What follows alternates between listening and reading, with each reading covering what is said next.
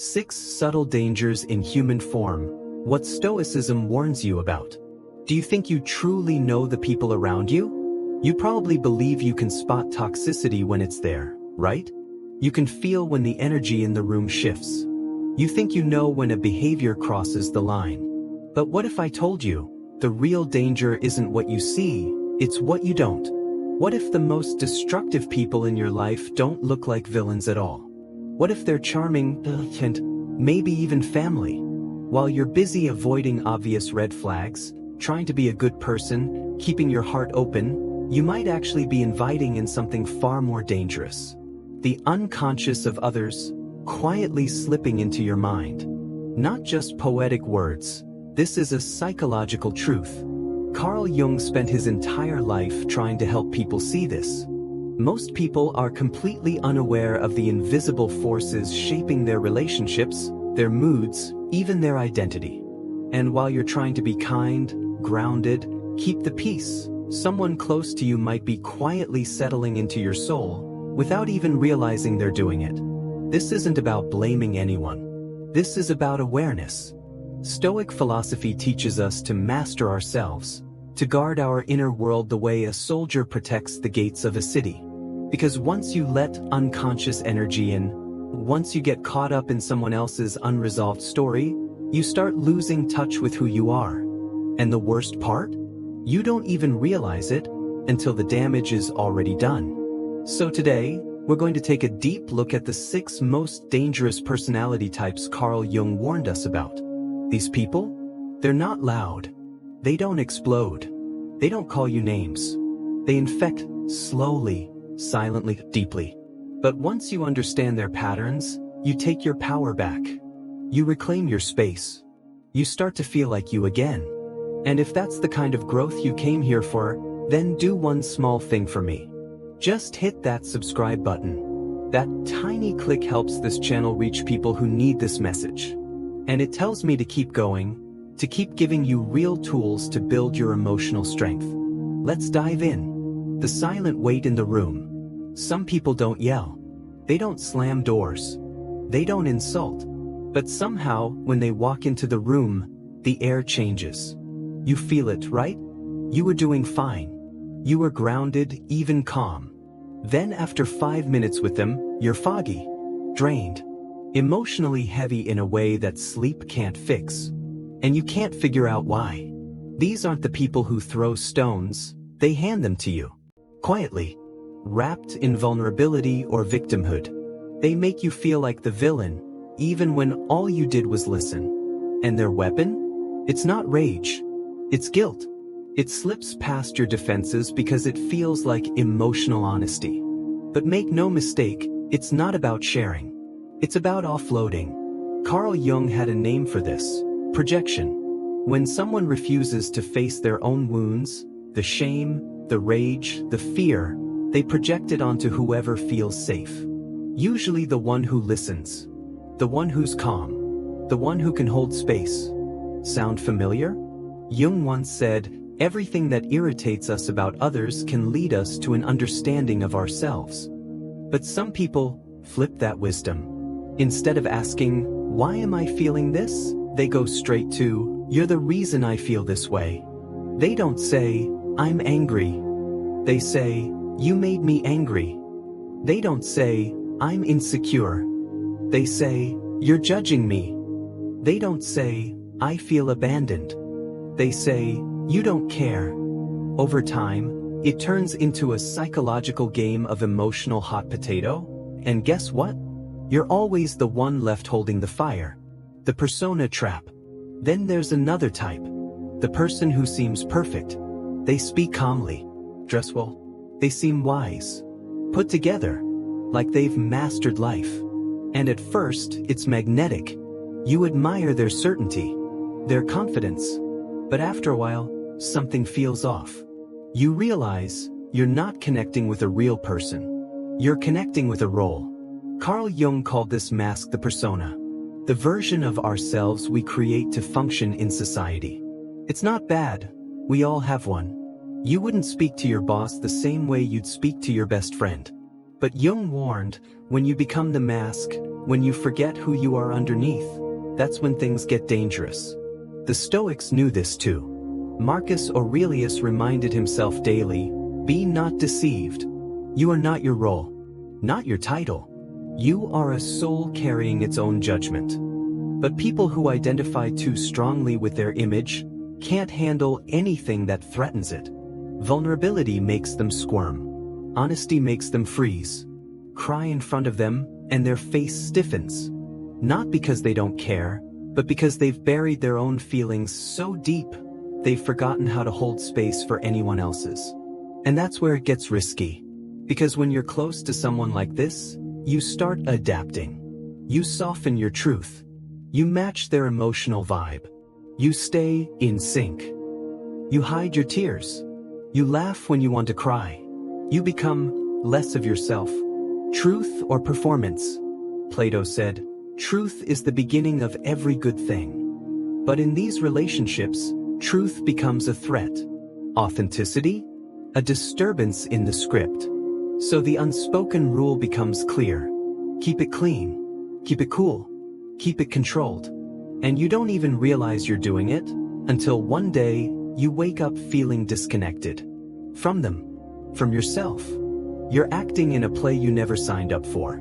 That's the emotional cost of being around someone who lives through a mask. You don't just lose depth in the relationship, you start losing depth in yourself. Aristotle once said, "Knowing yourself is the beginning of all wisdom." But knowing yourself? That takes honesty, vulnerability, a willingness to be messy. And when you're constantly around someone who avoids all of that, who only lives through the performance, they teach you to avoid it too. Not by force, but by example. You don't scream. You don't fight. But inside, something is shrinking. So here's a real check-in moment. How often do you censor yourself around this person? Not for safety, but for approval. Not because you'll hurt them, but because you don't want to ruin the vibe. If you're constantly watching your tone, hiding your feelings, second-guessing your truth, you're not in a relationship. You're in a performance. And you weren't born to be a supporting actor in someone else's highlight reel. Socrates said, "The greatest way to live with honor is to be what we pretend to be." That means being real, taking off the mask, facing the discomfort of being human, and allowing others to do the same. Because here's the deeper truth. A relationship where you can't be real is just a prison with soft cushions. When silence isn't peace. Now let's talk about a different type of danger. The person who never yells, never causes drama, never seems angry. They're the rock, the composed one, always doing what's right, always holding it together. From the outside, they look like a lighthouse. Reliable. But silence isn't always peace. Sometimes, silence is pressure. And that calm? It's not self-mastery, it's repression. Beneath that surface, there's a storm. One they don't want to admit exists. Rage. Shame. Ambition. Jealousy. The messy parts of being human. And because they think feeling these things makes them weak, they bury it. Jung called this the repressed shadow. The parts of ourselves we push down because they don't fit who we think we should be. But those parts don't go away. They wait. They build. And one day, they explode. Not in a healthy way. The anger leaks out as sarcasm, coldness, passive aggression, little jabs wrapped in jokes, guilt trips wrapped in smiles. And who do they unleash this on? The person close to them. The one they trust enough to unload on, without ever owning it.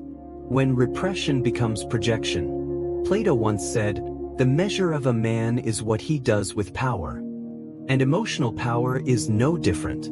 People who repress their own pain don't just hurt themselves. They eventually hurt others, without meaning to, without even seeing it. You'll notice it in the small things first.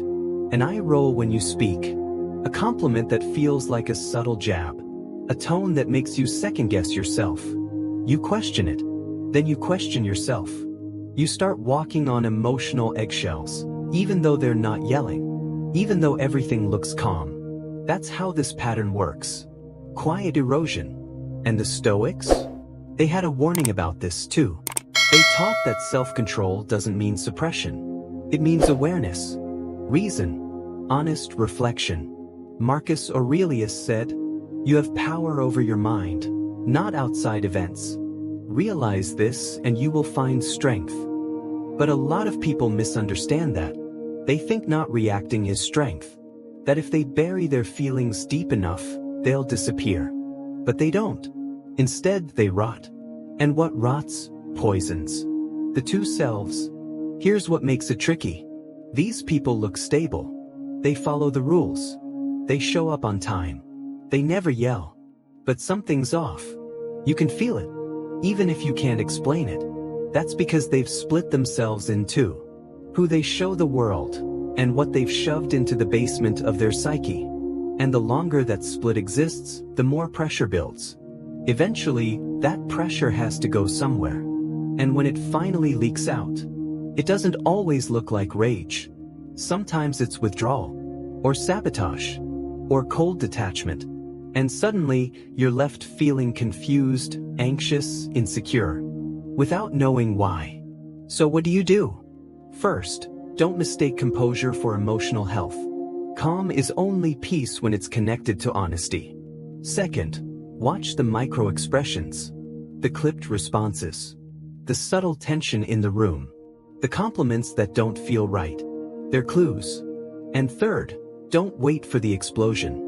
If you sense someone is emotionally repressing to a dangerous degree, step back. Create space. Protect your energy. Because if someone refuses to deal with their shadow, they'll always end up projecting it onto someone else.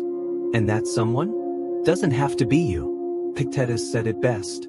Freedom is the only worthy goal in life. It is won by disregarding things that lie beyond our control. You can't control their inner storm, but you can choose not to stand in its path. There's a certain kind of person who always seems to have the right thing to say. They speak calmly, with conviction. They sound wise, even noble. They talk about values, ethics, morals. At first, it feels comforting, like guidance, like care. But something strange happens. Every time you talk to them, you walk away feeling smaller. Not because they yelled, not because they insulted you, but because their words, while wrapped in kindness, somehow made you question yourself. You hear phrases like, "I'm just being honest with you." A real friend tells the truth. "You'll thank me later." And even though it's coated in virtue, it stings. You feel ashamed, but you don't know why. It's like you've done something wrong just by being yourself. The mask of virtue. Carl Jung understood this well. He warned that when people suppress their own darker instincts, envy, resentment, pride, they don't disappear. Instead, those feelings get projected onto everyone else. They can't admit those emotions exist in themselves, so they start hunting for them in others. Jung wrote, "The most dangerous things are not the conscious perversions, but the unconscious ones." In other words, it's not the person who knows they're toxic you should fear. It's the one who thinks they're doing good, while unknowingly causing harm. Aristotle believed that real virtue exists in balance, the middle point between extremes. But the people we're talking about? They don't live in balance. They live in judgment, wrapped in the language of righteousness. And when you get close to someone like this, you start to feel like you're always on trial. Every choice you make is picked apart. Your dreams are dissected. Your opinions are corrected. But it's not about helping you grow. It's about keeping you in line with their vision of what's right. The weaponization of morals. This isn't morality. This is control. And Stoic philosophy makes a clear distinction. Real morality isn't about controlling others. It's about mastering yourself. Epictetus said, "If you want to improve, be content to be thought foolish and stupid." That means, stop chasing moral approval from others, especially from people who are using their values as a way to manipulate. Because here's where it gets tricky. They don't see themselves as controlling. They see themselves as guiding. They think they're just helping. They believe they're right, boys. But what they're really doing? Keeping their own shadow buried by trying to clean up yours. Plato talked about this danger in the Republic. The people who love the appearance of virtue more than the practice of it. They don't want truth. They want obedience. And they wrap that demand in sacred language so you'll internalize it. The inner critic that isn't yours. Eventually, you stop hearing your own voice. You hear theirs. They become your inner critic. Every time you try to rest, there's a whisper, "You're being lazy." Every time you speak your mind, another whisper, "You're being selfish." Every time you walk your own path, yet another, "You're disappointing someone." You begin to obey rules you never agreed to. You seek approval you don't actually need. And worst of all, you start shrinking. Not growing. Shrinking. But here's what they don't want you to realize. Morality that's forced is not morality. It's manipulation. If someone's guidance makes you feel less, not more, it's not truth. It's projection. If you leave every conversation second-guessing your worth, that's not wisdom. That's control. Marcus Aurelius once reminded himself, "The opinion of 10,000 men is of no value if none of them know anything about the subject." That includes people who sound wise, but haven't done the real work of self-reflection. Because real morality? It doesn't shame. It doesn't control. And it definitely doesn't require you to become small. The freedom to be yourself. So here's the question. Do you feel more yourself around this person, or less? Do their words lift you up, or subtly tell you you're never enough? If someone's version of help makes you ashamed for living your truth, that's not virtue. That's fear in disguise. Socrates said, "The only true wisdom is in knowing you know nothing." But the moral controller? They walk through life acting like they know everything. About you. About who you should be. How you should act. What you should want. That's not wisdom. That's arrogance. And that arrogance disconnects you from your own compass. You're not here to live by someone else's rulebook. You're here to grow. To stumble. To learn. To try again. And no one, no matter how righteous they sound, gets to stand in the way of that. Some relationships feel like home. Grounded. Nourishing. Others? They feel like weather. Sunny one moment. Stormy the next. With no warning. No pattern. No logic. One day you're embraced. Celebrated. The next? You're pushed away. Blamed. Shut out. One moment, you're the reason they smile. The next, you're the target of an emotion you never saw coming. And you start walking on emotional eggshells. Not because of what you did, but because you never know when the next lightning bolt is going to strike. The emotional whiplash. The person doing this doesn't always seem cruel. In fact, sometimes, they're the most affectionate. They laugh with you, dream with you, cry in your arms. And then suddenly, their tone shifts. Their body language changes. Their words start cutting. And you're left wondering, what did I do wrong? Even though, deep down, you know you didn't do anything. Carl Jung had a powerful metaphor for this. He described emotional complexes as small personalities living inside the psyche. Little fragments of pain, memory, and emotion, acting independently of our conscious self. And when one gets triggered, it takes the wheel. The person becomes a passenger in their own mind. They're not responding to you, they're reacting to their past. In those moments, it's not you they're responding to. It's something much older. A wound. A memory. An echo. Something you had nothing to do with. Something you can't fix. But that doesn't mean you're not affected. Because even if they didn't mean to hurt you, it still hurts. Even if it's not your fault, you still feel it in your bones. Plato said, "We can easily forgive a child who is afraid of the dark. The real tragedy is when men are afraid of the light." And in this case, the light is self-awareness. The ability to sit with our triggers, to look at our pain, to take ownership of our inner storms instead of unleashing them on others. But when someone refuses to do that, they don't just carry their pain. They project it. Caretaking isn't love. If you care about them, it's easy to slip into caretaker mode. You start managing their moods, watching your words, avoiding triggers, thinking, if I just do everything right, maybe they won't blow up again. But they still do. And slowly, something dangerous starts happening. You begin to disappear. You stop expressing your needs. You stop being honest about your feelings. You tell yourself, this isn't the right time. They're dealing with a lot. I don't want to upset them. And that's how emotional self-abandonment begins. Not all at once, but little by little, in small moments of silence. Stoic peace versus emotional chaos. The Stoics believed that peace comes from self-discipline, not from controlling others, but from mastering yourself. Marcus Aurelius wrote, "You don't have to turn this into something. It doesn't have to upset you." That's powerful advice for anyone working to regulate their own emotions. But for people ruled by emotional complexes, that kind of pause, that space between feeling and reacting, doesn't exist. They feel, and they act. No filter, no delay, no ownership. And when you're on the receiving end of that for long enough, you begin to feel like you're not living your life anymore. You're living theirs. Their past becomes your present.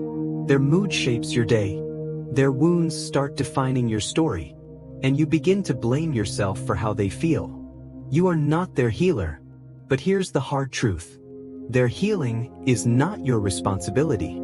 Your empathy doesn't make you their therapist. Your love doesn't mean you have to regulate their emotions. Socrates believed that the key to a meaningful life was knowing what is and isn't yours. And if someone can't manage their own emotional storms, it's not your job to hold up an umbrella and hope for sunshine. You can care, you can support, but you cannot sacrifice your emotional safety to save someone who refuses to do their inner work. The tightrope of survival. So how do you know when you've gone too far? When you edit yourself more than you express yourself. When you monitor their mood more than you check in with your own. When your entire day feels like walking a tightrope, careful, careful, careful. Not because you did anything wrong, but because you've been conditioned to keep the peace at all costs. That's not connection. That's survival. And you were not born to live in emotional survival mode. You were born to be seen, to be heard, to feel safe. There's a kind of connection that doesn't feel like love, it feels like obligation. Not because they demand it loudly, but because they lean, heavily, softly, constantly. Some people never raise their voice. They don't fight. They don't blame. In fact, they seem gentle, fragile even. They whisper their needs. They seem humble. They ask for little, at first. But over time, they take everything. Not with force, but with quiet, emotional gravity. The slow drain. At first, it's just small stuff. You answer the late-night text. You cancel a plan to be there for them. You offer comfort on a hard day. You're a kind person. That's what you do, right? But one day, you wake up feeling exhausted. Not just tired, but emotionally empty. A kind of fatigue that seeps into your bones. You realize that every time they're around, your chest feels tighter, your mind foggier, your energy dimmer. And the worst part? You feel guilty for needing space. That's the red flag. Because this isn't just emotional support anymore. This is emotional enmeshment. When their identity depends on you. Some people don't just want connection. They want fusion. They don't just need your help. They need your presence to exist. Carl Jung didn't use the term psychic vampire, but he described this pattern in depth. He called it a symbiotic relationship, where one person becomes psychologically fused with another. They can't distinguish their identity without constant reflection from you. In simple terms, they survive by clinging to your energy, your stability, your strength. But there's a cost to that, and that cost is the disguised dependence. Plato once said, "The worst form of injustice is pretended justice." In the same way, the worst kind of emotional dependence is disguised as love. These people don't scream. They don't push you away. pull you so gently that you don't even notice it happening. You cross the line from supportive partner to emotional caretaker. They are always in crisis, always needing something. And somehow, the story never changes. You give advice, they nod, but take no action. You give time, they need more. You give empathy, it becomes expectation. And bit by bit, your life starts revolving around their pain. The cost of constant crisis. At first, it's your schedule. You cancel plans, rearrange your day. Then it's your peace. You carry their worries as if they're your own. Then, without even realizing it, it becomes your identity. You shape who you are around their emotional needs. You stop sharing your own truth. You let go of your boundaries. You stop asking for anything in return.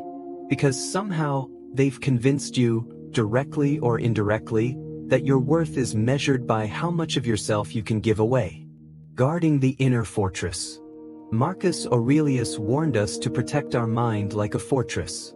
The happiness of your life, he wrote, depends on the quality of your thoughts. But in this kind of relationship, your thoughts aren't even yours anymore. They're filtered through someone else's distress. Your mind becomes filled, not with your values or goals, but with their crisis, their needs, their chaos. And here's the truth that's hard to admit. Some people don't want to grow. They say they do. They think they do. But what they really want is to stay in crisis, because crisis gets them what change never could. Your constant attention. The Stoic reminder, responsibility is personal. Epictetus said, "No man is free who is not master of himself." But these people, they don't want to master themselves. They want to lean, boys. And if you allow it, they will lean until you collapse. And the longer you stay, the more you start to blur. You don't know where you end and where they begin. Their pain becomes your mood. Their silence becomes your anxiety. Their dependence becomes your prison. This is when you need to ask the question that cuts through the fog. Am I helping, or am I just being drained? The truth about love. It's not cold to ask that. It's not selfish. It's clarity. It's what the Stoics called living according to nature, which means living in truth, in balance, not in martyrdom. Socrates believed that self-knowledge was the root of all wisdom. So here's some self-knowledge that matters. You cannot carry someone who refuses to walk. You can reach out a hand, but if they anchor themselves to your back, you'll both drown. You deserve more. And before you tell yourself, "But they need me," remember this. Real love doesn't consume. It creates space. Space to breathe, to grow, to be. You deserve relationships that feed you, not ones that feed on you. You deserve peace that doesn't come with a price. You deserve to be whole, not hollowed out by someone else's fear of standing on their own. You were never put on this earth to be someone's emotional life raft. And yet, so many of us end up becoming just that. Not because we're weak, not because we're naive, but because we care.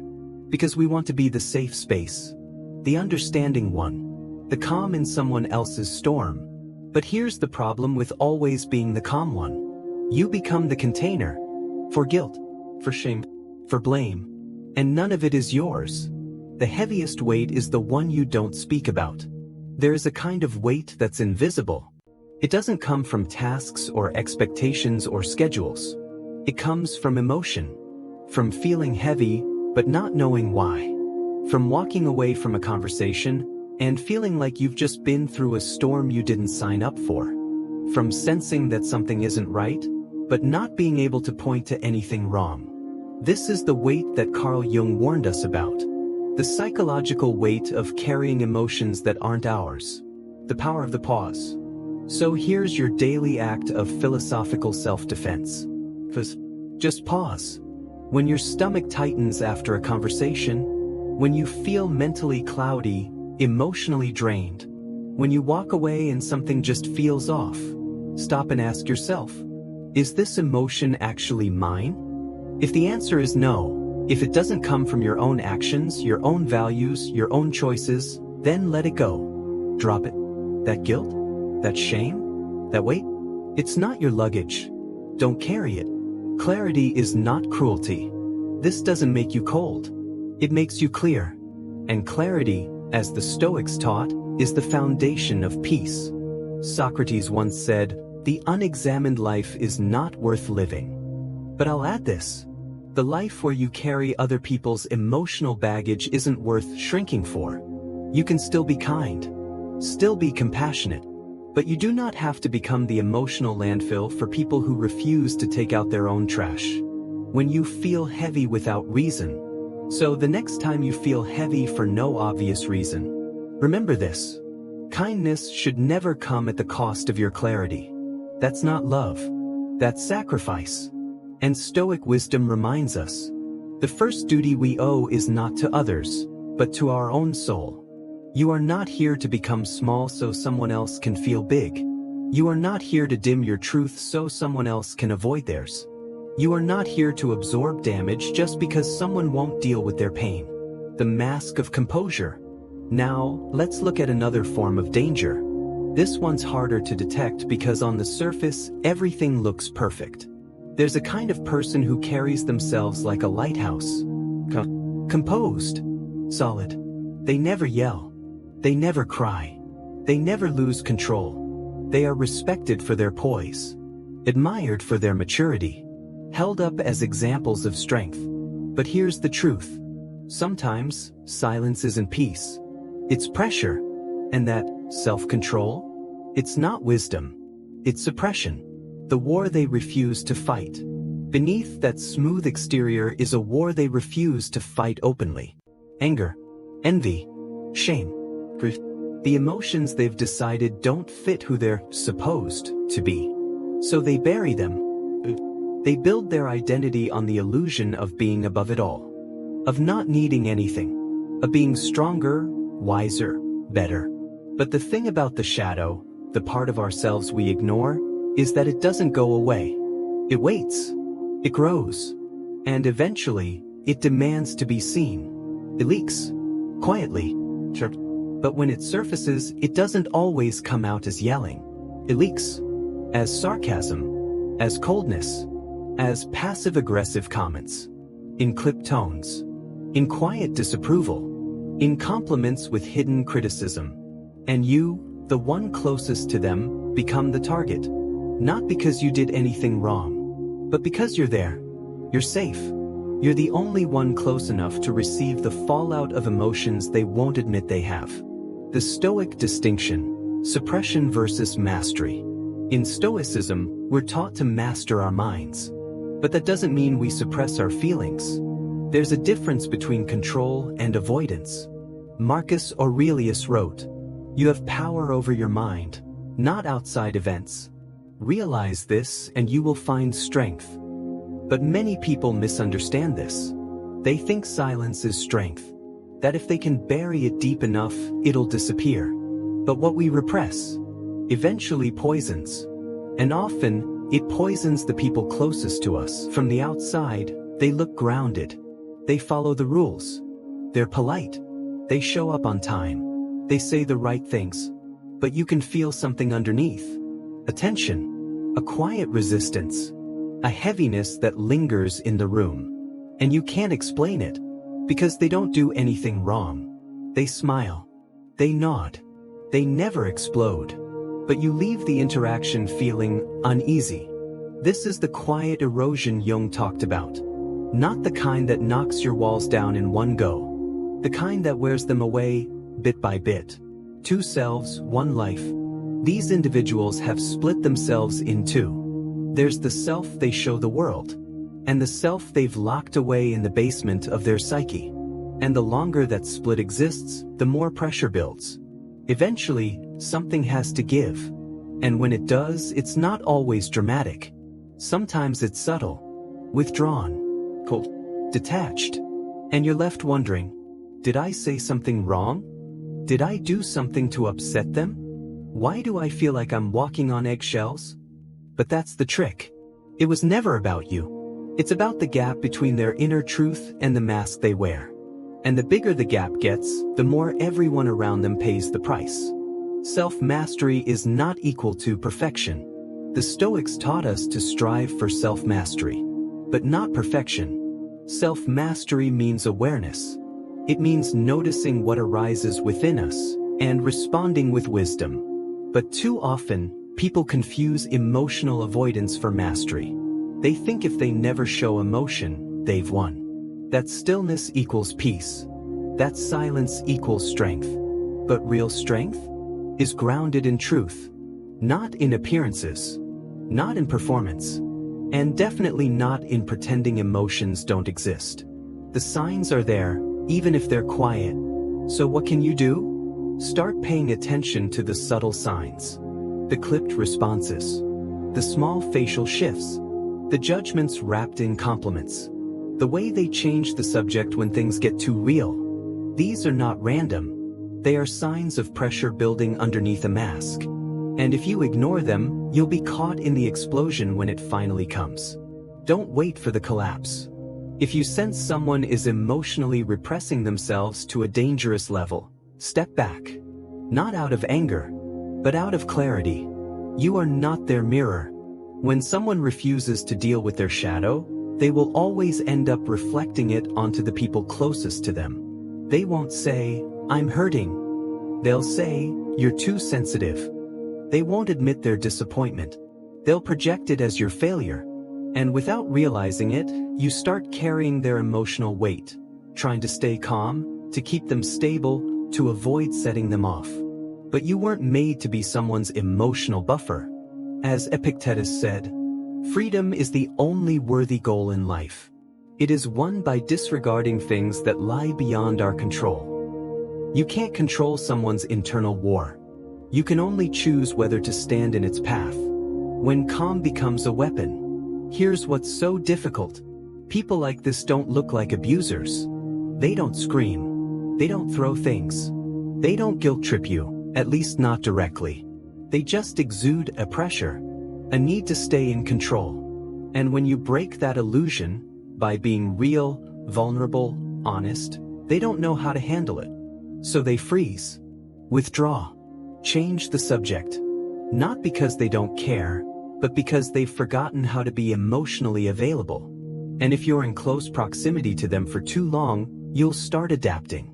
You'll tone yourself down, filter your words, shrink your truth to fit their comfort zone.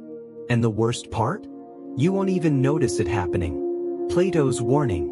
Plato once said, "The measure of a man is what he does with power." And emotional power is no different. People who bury their emotions don't always look dangerous. But the longer they suppress, the more their shadow grows. And when that shadow leaks out, whether in sarcasm, passive aggression, or withdrawal, it lands on you. You feel it in your nervous system. You feel it in your second guessing. You feel it in the way you begin to doubt yourself after every interaction. That's not a relationship. That's an emotional stage play. And you were cast in it without auditioning. So here's the honest truth.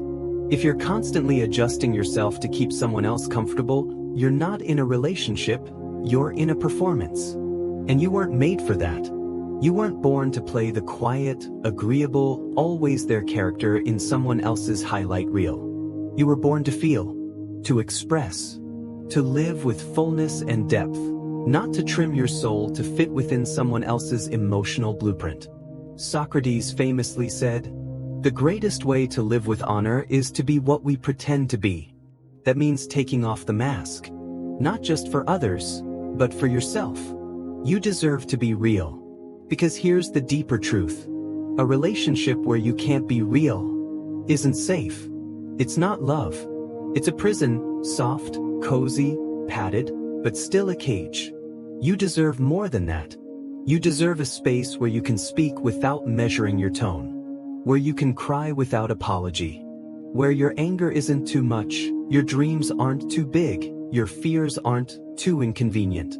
You deserve presence, not performance. Connection, not conditions. Are you censoring or expressing? Take a moment and ask yourself, do I edit myself more than I express myself around this person? Am I constantly calculating how something will land, how it will sound, how it will be perceived? Do I avoid certain topics, hide certain emotions, dilute certain dreams, just to stay in sync? Because if so, you might not be growing with them. You might just be shrinking to stay with them. You're not a supporting character. You are not here to fit perfectly into someone else's script. You are not here to dim your authenticity just because someone else fears emotional depth. You are not here to become the mirror they use to maintain their illusion of control. You are here to be real, human. And yes, that includes the messy parts, the tears, the doubts, the chaos, the intensity. Plato said, "Truth is the beginning of every good thing." But in these emotionally repressive dynamics, truth becomes the enemy. Because when you speak it, they retreat. When you show it, they flinch. When you live it, they freeze. Not because your truth is harmful, but because they've forgotten how to carry their own. You're allowed to step off the stage. So if you found yourself constantly adjusting, constantly acting, constantly afraid to be fully seen, it might be time to step off that stage. You don't have to announce it. You don't have to fight about it. You don't even have to explain it. But you do have to reclaim yourself. Because the longer you stay in a role, the more you forget who you were before the script. And when that happens, even your most honest moments start to feel like scenes in someone else's movie. The lighthouse isn't always a safe harbor. Yes, there are people who carry themselves like lighthouses. They guide. They shine. They remain calm while everyone else is breaking down. But even lighthouses need maintenance. Even the strongest need support. And when they don't allow themselves that, when they suppress and suppress and suppress, they eventually become unsafe. Not because of what they do, but because of what they don't do. They don't open up. They don't connect deeply. They don't let themselves, or anyone else, be real. And emotional safety without emotional honesty isn't safety at all. Calm isn't always kind. The Stoics taught us to be calm, to be composed, to master our inner world. But they never said to fake it. They never said to bury emotions so deep that no one, including you, can find it again. Because true Stoicism isn't about appearing peaceful. It's about being honest about what's happening inside, and then responding to it with wisdom. Suppressing your shadow doesn't make you wise. Facing it does. And pretending to be calm while you're boiling underneath doesn't make you strong. It makes you dangerous, to yourself and to the people who care about you. Some people don't raise their voices. They don't throw things. They don't blame you directly. In fact, they might seem incredibly gentle, soft-spoken, careful with their words. But over time, they take everything. Not with force, but with quiet neediness. At first, it feels like kindness, like connection, like emotional closeness. You stay up late to listen. You cancel plans to comfort.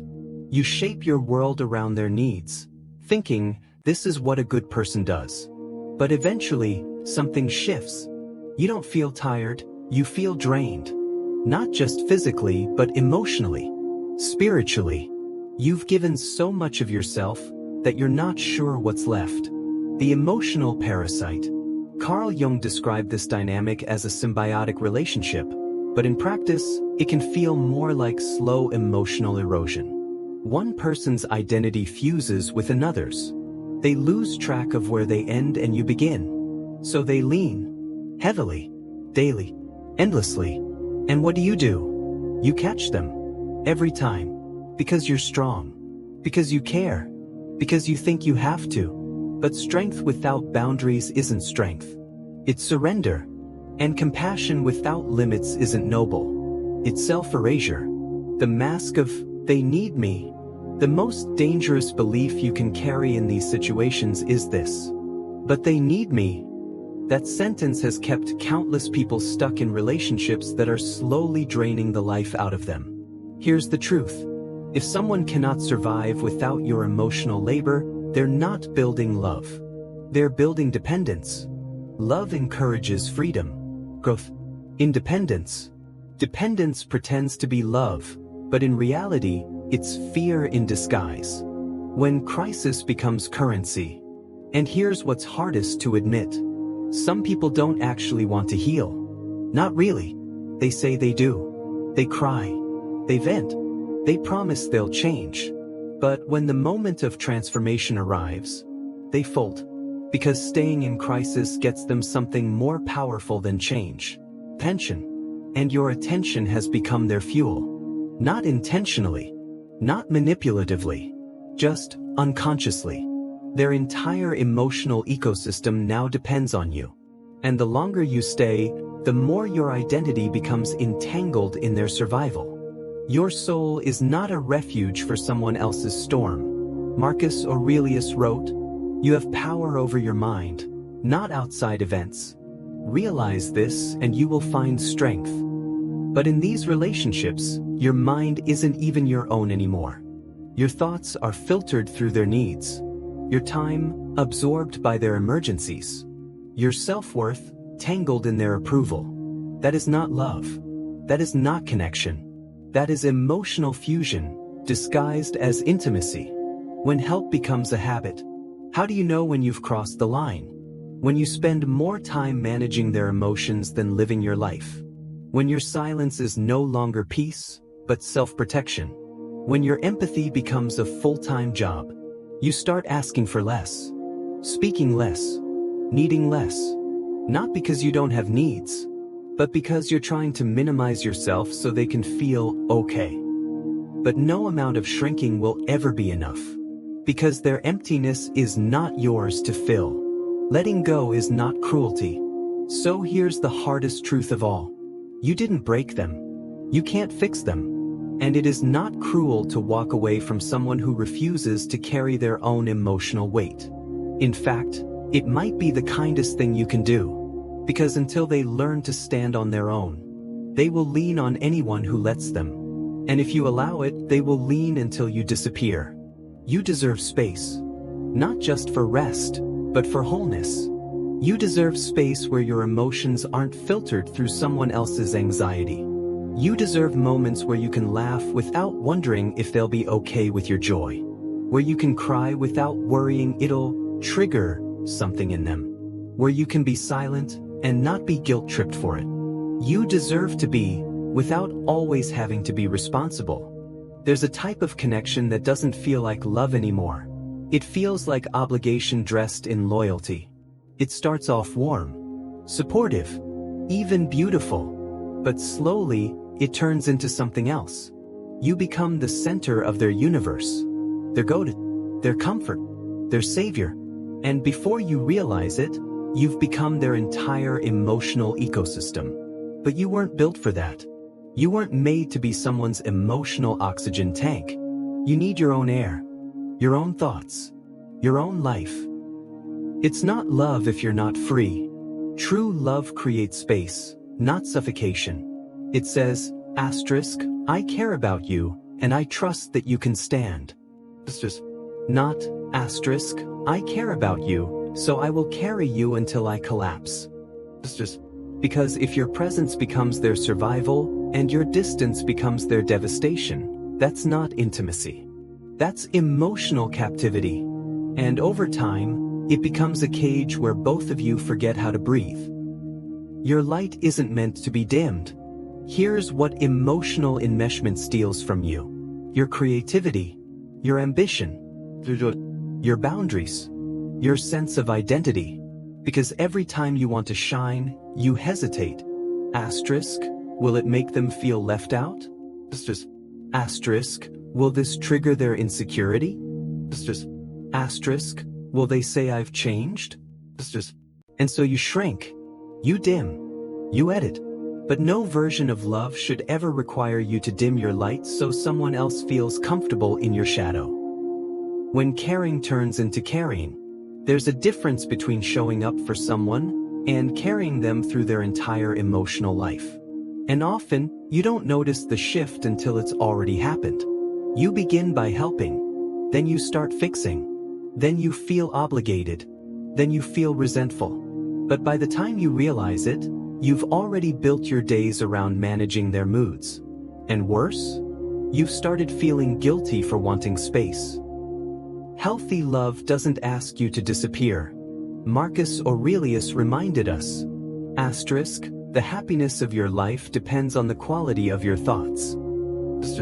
But when your thoughts are always about someone else, when they take up every ounce of your emotional bandwidth, how can you be truly happy? When you spend your days preoccupied with, asterisk, will they be okay if I say no?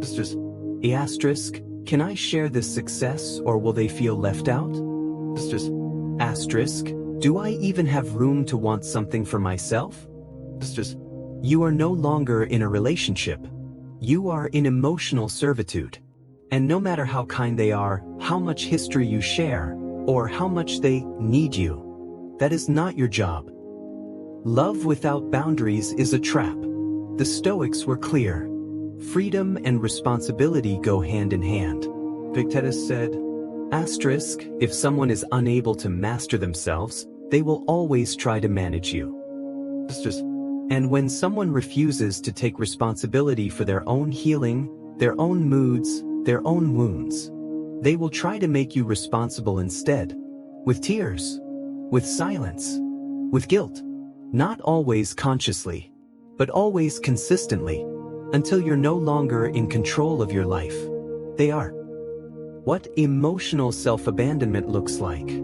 Here's how it usually starts. 1. You stop asking for what you need. 2. You stop speaking up when something feels wrong. 3. You start saying yes, just to avoid the emotional fallout. 4. You start lying to them, to yourself, to keep the peace. 5. You wake up one day, and you don't feel like you anymore. This is how self-abandonment happens.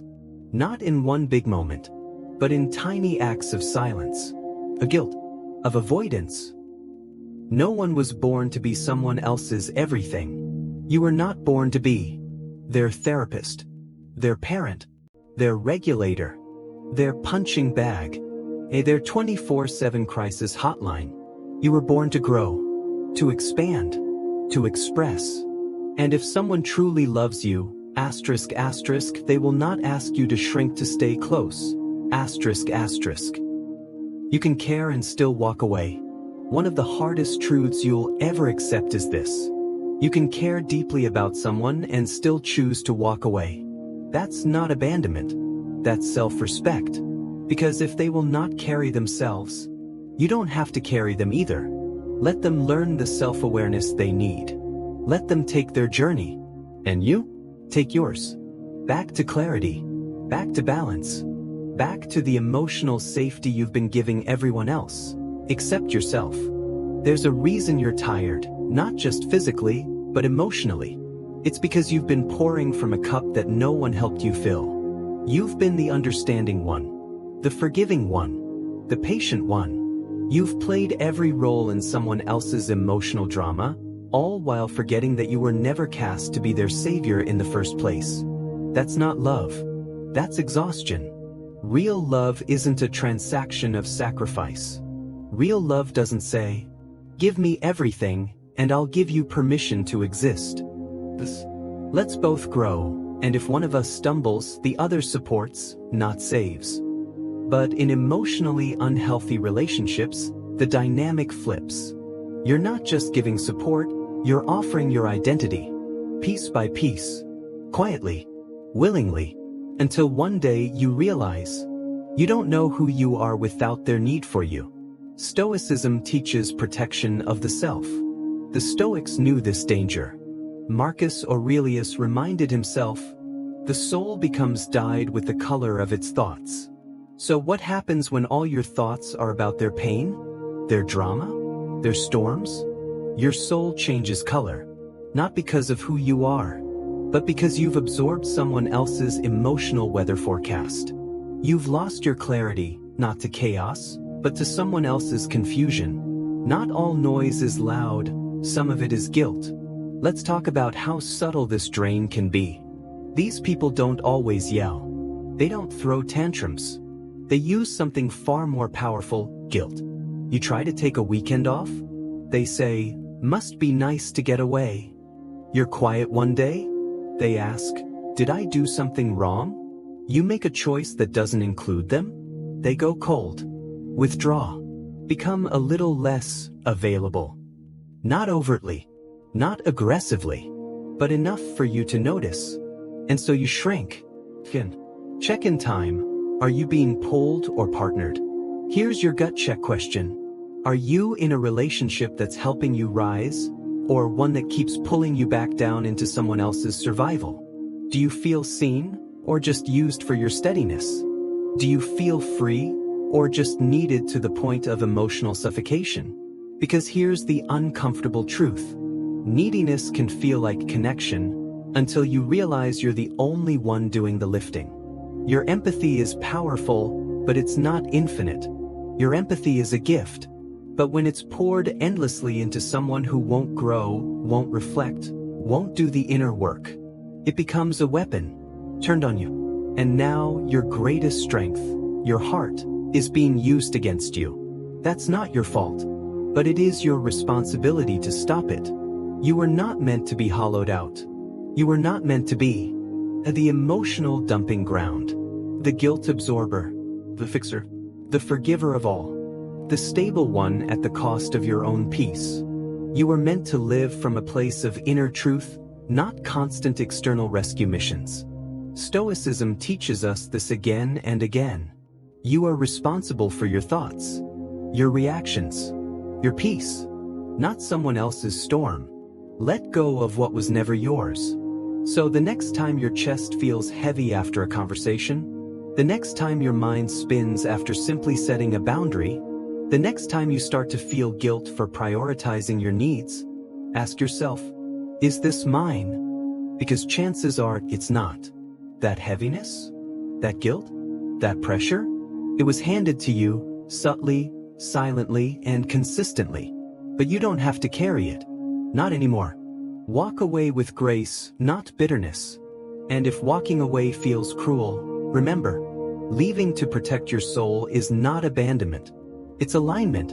It's you finally choosing truth over loyalty, clarity over confusion, freedom over obligation. You don't owe anyone your life force just because they haven't found their own. There's a final kind of danger we need to talk about. The kind that doesn't look like danger at all. Some people never yell. They never blame. They never criticize directly. They seem gentle, so even fragile. They ask for very little at first, but over time, they begin to take everything, not through domination, but through quiet, relentless dependence. The slow disappearance of you. At first, it seems harmless. You answer one late-night text. You stay a little longer when they're feeling down. You cancel a plan to be there just this once. You think, I'm being a good friend, a good partner, a good person. But then, it happens again, and again, and again, until one day, you realize your entire life has shifted around someone else's emotional needs. And worse, you feel guilty for noticing. The invisible contract. What's so dangerous about these people is the unspoken agreement they create. You'll always be there for me. You'll always understand. You'll always absorb me, because I can't stand on my own. They never say that, but every interaction reinforces it. And before you know it, you've signed a contract you never read. Contract that says, you don't get to rest. You don't get to say no. You don't get to have needs of your own. Because their needs are bigger, more urgent, more fragile. Jung's warning, the psychic vampire. Carl Jung never used the term psychic vampire, but he described the pattern perfectly. When one person fuses with another in an unconscious, emotional way, when they derive their identity from being attached to you, you stop being a person to them. You become a lifeline, and lifelines don't get to rest. You deserve more than constant crisis. Plato said, the worst form of injustice is pretended justice. And the worst form of emotional dependence? The kind disguised as love. These people don't attack. They pull. They don't demand. They lean. And they do it so softly that you don't even feel the weight, until it's crushing you. They don't need a solution. They need your presence, constantly. But they never really improve. They never grow. They never take action. Because your support becomes their substitute for real transformation. The lie of, "You're the only one who gets me." It sounds romantic. It sounds sacred. "You're the only one who understands me." But underneath that, there's a trap. What they're really saying is, "If you ever leave, I fall apart." And that kind of pressure isn't love. It's emotional hostage-taking, wrapped in vulnerability, tied up in affection, but still a cage. You were not born to be someone's survival strategy. Let's be clear. You can care. You can love. You can hold space. But you are not someone's only source of safety. You are not required to hold someone else together at the cost of falling apart yourself. Real connection doesn't ask you to dissolve. It invites you to show up whole. The moment you feel guilty for having needs, that's your signal. If you ever feel guilty for needing time alone, apologize for having emotions of your own. Shrink your success so they don't feel left behind. Stay in constant caretaker mode just to avoid conflict. Then hear this. You are in a dynamic that's quietly eating away at your identity. You don't need to explain yourself. You don't need to defend your choices. You don't need to wait for permission. You just need to remember. You are allowed to protect your peace. Stoicism says, "Protect the citadel." Marcus Aurelius said, "Look well into thyself. There is a source of strength which will always spring up if thou wilt always look." That source is you. Not the version of you who's constantly rescuing others.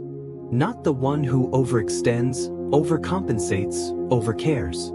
But the quiet, grounded self within you. That knows when to stay and when to walk away.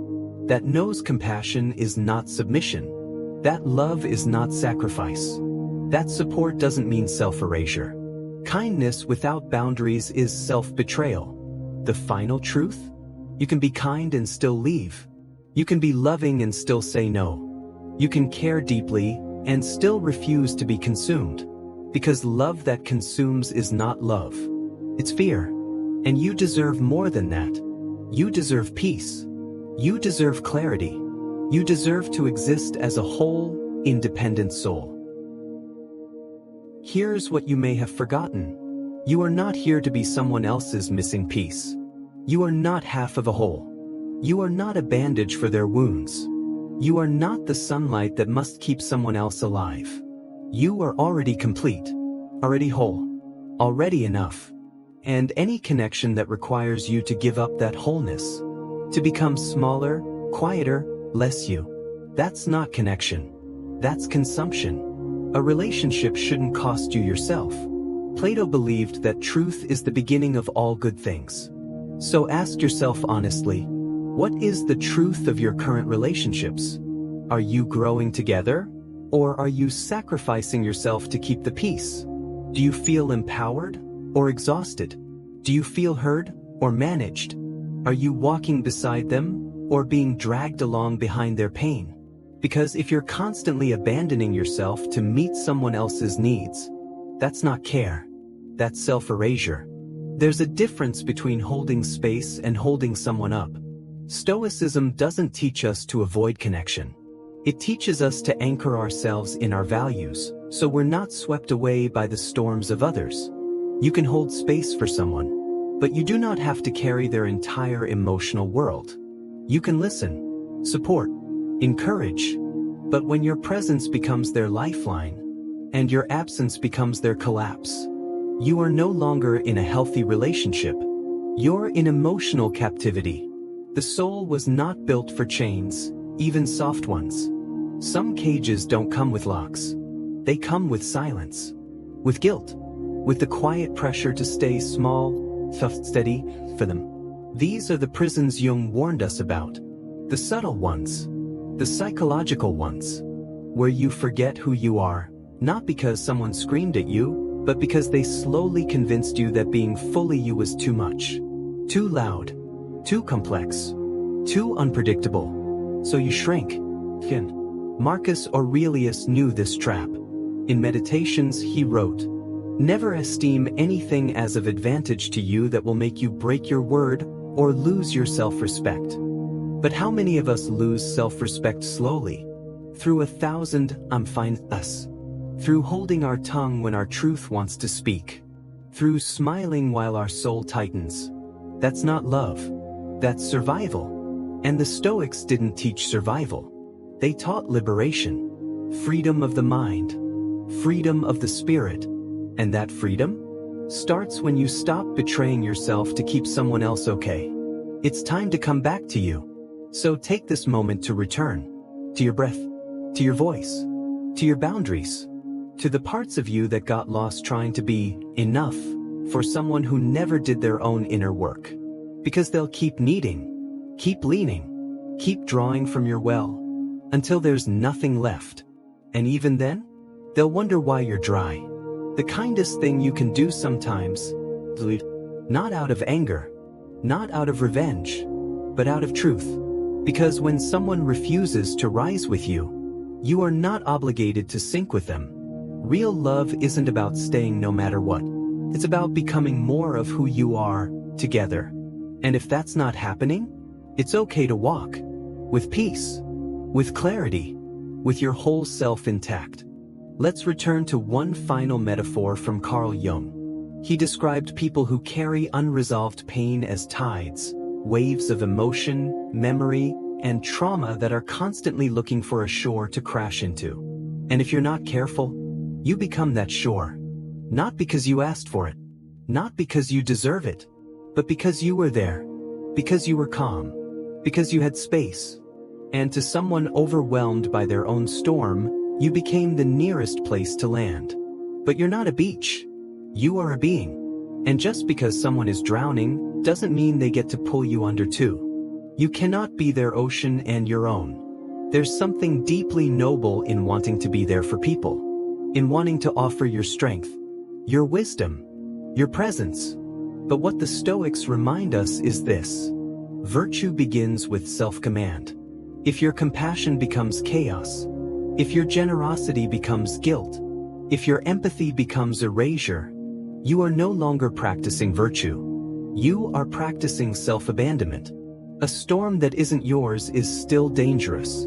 Just because someone's pain isn't aimed at you, doesn't mean it can't hurt you. We tend to believe that if they're not yelling, not blaming, not attacking, then we're safe. But emotional danger doesn't always scream. Sometimes, it whispers. Just a little more. Can you stay? I don't know what I'd do without you. And you give. Not because they demand it, but because it feels cruel not to. Until one day, you're hollow. Plato's cave, reimagined. Let's revisit Plato's allegory of the cave.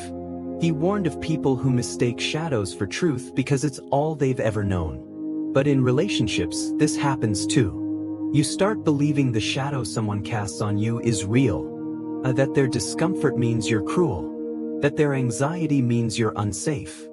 That their silence means you're at fault. And slowly, their emotional projections become your internal reality. You confuse their shadow with your substance. You can hold space without losing yourself. One of the most powerful lessons from Stoic thought is this. Compassion doesn't mean collapse. You can sit with someone in their pain without taking it into your bloodstream. You can care without caring. You can witness without absorbing. Because once you absorb their chaos, their grief, their fear, it becomes yours. And most of the time, they don't even know they've handed it to you. That's why Jung called it unconscious behavior. But just because it's unconscious, doesn't mean it's harmless. Ask this one question. Next time you walk away from a conversation feeling guilty, anxious, ask this. Is this mine? If the answer is no, put it down. That shame? That guilt? That heaviness? Not yours. Drop it. Walk away. Recenter. And don't apologize for doing so. Peace isn't just calm, it's clarity. We often mistake emotional numbness for peace. But Stoicism doesn't teach indifference. It teaches clarity. Marcus Aurelius didn't say to never feel. He said to feel wisely, to observe, to choose your reaction rather than be ruled by it. So if a relationship asks you to feel guilt instead of growth, silence instead of authenticity, exhaustion instead of energy, that's not peace. That's performance. And your soul knows the difference. We've spent so much time talking about danger, but what about the cure? What does healing look like? What does reclaiming yourself feel like? It starts with a decision, a quiet, steady commitment. I will no longer carry what isn't mine. Not all battles require a sword, some require a door. You don't need to fight. You don't need to argue. You don't even need to explain. Sometimes the most powerful move is simply leaving the stage. Not with drama, not with resentment, but with peace. Because once you see the pattern, once you realize you've been living someone else's story, you have every right to close the book. You can still be kind as you walk away. Kindness is not the same as self-destruction. And leaving doesn't mean you stopped caring. It means you've started caring for yourself too. You can hold love in your heart and still choose distance. You can wish someone well while protecting your soul. You can honor the connection while honoring your limits. That's not cold. That's mature. That's conscious. That's stoic. You're allowed to choose yourself. Epictetus said, "No man is free who is not master of himself." So ask yourself, are you mastering your emotions or managing theirs? Are you building a life or babysitting someone else's chaos? Are you free or just functioning inside someone else's crisis? Choosing yourself might feel unfamiliar, even selfish, but it's neither. It's the most honest act of love you'll ever commit. Because when you return to your center, you stop asking the world to define you. You stop bending to every emotional storm. You stop mistaking weight for worth. The healing begins when you remember this. You are not too much. You are not too selfish. You are not too cold for choosing your own peace. You are not responsible for someone else's healing. You are not weak for walking away. You are allowed to change. You are allowed to set boundaries. You are allowed to evolve. And if someone's version of love doesn't include room for that, it's not love. It's fear, control, codependency. And that's not what you were born for. Clarity is power, and peace is your right. Marcus Aurelius said, "If you are distressed by anything external, the pain is not due to the thing itself, but to your estimate of it, and this you have the power to revoke at any moment." You can revoke your participation in someone else's chaos. You can choose to stop giving energy to things that leave you depleted. You can stop mistaking obligation for connection. Clarity gives you permission to breathe, to reset, to return to yourself. And in that return, you'll realize you were never broken, just buried under everyone else's needs. The final question: when all is quiet and you're alone with yourself, who am I without their noise? Who are you when you're not editing your truth? When you're not walking on eggshells? When you're not performing peace? Who are you when you are finally allowed to just be? Because that version of you deserves to live fully. So here we are. After all the shadows, the storms, the projections, the masks, what's left?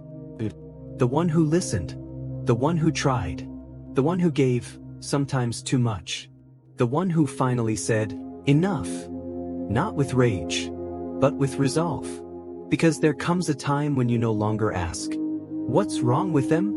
And instead you ask, why did I think I had to fix it? The most dangerous weight is the one you carry silently. It's not always the big betrayals that undo us. Sometimes it's the little moments. Not speaking up, again, saying yes when you meant no.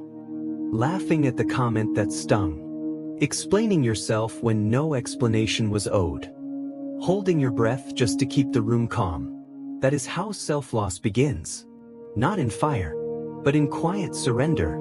Day after day, until you wake up and realize you've built a life around other people's comfort zones while abandoning your own truth. But you can return right now, not through some dramatic act, not through confrontation or conflict, but through choice. The decision to start honoring your inner compass again. The voice that says, "That doesn't feel right. I need space. I want something more. This isn't mine to carry. No. Yes. I'm ready. I'm done." That voice? It was never gone. Just buried under the noise. The Stoic reminder, you are the gatekeeper. Marcus Aurelius said, "The soul becomes dyed with the color of its thoughts." So what color is your soul turning when every thought revolves around someone else's drama? What happens when your inner citadel, your calm, your clarity, your center, is no longer guarded? The Stoics didn't just teach us to endure hardship. They taught us to protect what is sacred. And the most sacred thing you will ever possess? Your mind. Your boundaries. Your truth. This is not about blame, it's about awareness. There's no villain in this story. Only humans. Some aware. Some unaware. Some healing. Some projecting. But none of them, not a single one, have the right to invade your peace. And the moment you begin to recognize the subtle invasions, you begin to reclaim your sovereignty. You don't have to be harsh, just honest. You don't need to burn bridges. But you do need to build gates. And you need to decide who gets access to your energy, who earns your trust, who honors your truth. Not everyone should have a key to your inner world. Because not everyone knows how to enter without leaving chaos behind. The journey is yours now. And now, you walk, not to escape, but to return, to yourself, to your center, to your clarity, to the part of you that doesn't need to be everything for everyone, the part that is already whole, already enough, already free, the final Stoic gift. As Epictetus wrote, "Freedom is the only worthy goal in life. It is won by disregarding things that lie beyond our control." You cannot control their moods, their wounds, their chaos, their shadows. But you can control your attention, your energy, your direction, your return. And that return starts now. Thank you for walking this journey. This isn't just a video. It's a mirror, a reflection, a reminder that your kindness is a gift, but never a leash. That your empathy is powerful, but not infinite. That your peace is precious and worth protecting at all costs. If this message resonated with you, do one thing. Don't just nod. Don't just like. Don't just subscribe. Live it. Let this be the moment you stop carrying what was never yours and start living from the place that always was. Right here, right now.